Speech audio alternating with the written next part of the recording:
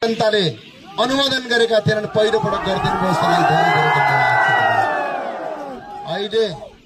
अहिले भन्न चाहन्छु, अभिमत जसले दिनुभयो, जसले मलाई चुनावमा भोट हालेर सघाउनु भयो, जसले भोट नहालेर बाहिरबाट भोट हाल्दै भन्नुभयो र कसैले सामाजिक सञ्जालमा भिडियो बनाएर प्रचार गरिदिनु भयो र जसले मलाई भोट हाल्नु भएन उहाँहरूलाई पनि धेरै धेरै धन्यवाद र जुम्ली अब हामीले शान्त जुम्लाको भर्खर काम सुरु भइराखेको छ। आज संसार हेरेर बसेको छ जुम्लाले के निर्णय गर्छ भनेर। सबैले दुःख गर्नुभयो। कति युवा साथीहरूले चिन्जान थिएन, कोही थिएन। गाउँ गाउँमा गएर सबै दाजुभाइ तथा दिदीबहिनीहरूले सबै दाजुभाइ तथा दिदीबहिनीहरूले सबैले साथ र सहयोग जो दिनुभयो, यसका लागि म आभारी छु। तपाईहरूको यो आमसभा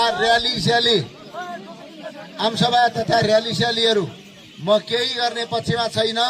म तपाईको घर घर आउँछु, तपाईको ओटालो आउँछु, तपाईको थला आउँछु। आमसभा गर्नु पर्दैन। मैले त हरेक चिया पसलमा आउँछु। पहिला नेता कस्तो फोन उठाउँदैन भन्थे, ज्ञानेन्द्र साई कहाँ छ भनेपछि तपाईको घरको आँगनमा छ, तपाईँ प्रत्येकले भेट्न सक्नुहुन्छ। अरू केही छैन, धेरै काम गर्न बाँकी छ। भर्खर यो सुरुवात भएको छ। मैले जित्छु कि हार्छु केही पनि थाहा थिएन। म आएको थिएँ, कोही काङ्ग्रेसमा बसेर, एमालेमा बसेर, विभिन्न माओवादी साओवादी सबै विभिन्न पार्टीमा बसेर पनि एक भोट हलोमा हालेर तपाईले विजय गराउनु भयो। यसका लागि धेरै धेरै ऋणी छु।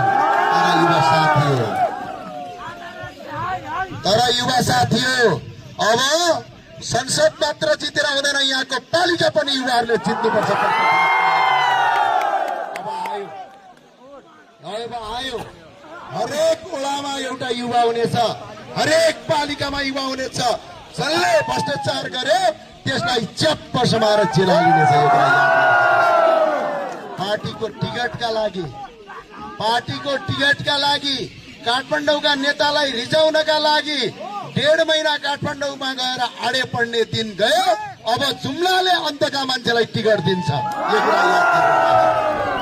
युवा हुनाले सबै साथी हो, युवा साथीहरू जो जहाँ छौ तपाईहरूको घर घरमा आउँछु। यदि अहिले सुशीला कार्कीको सरकारले अबको 1 हप्ताभित्र सरकार छोड्ने र नयाँ सरकार बनाउने प्रक्रिया अविलम्ब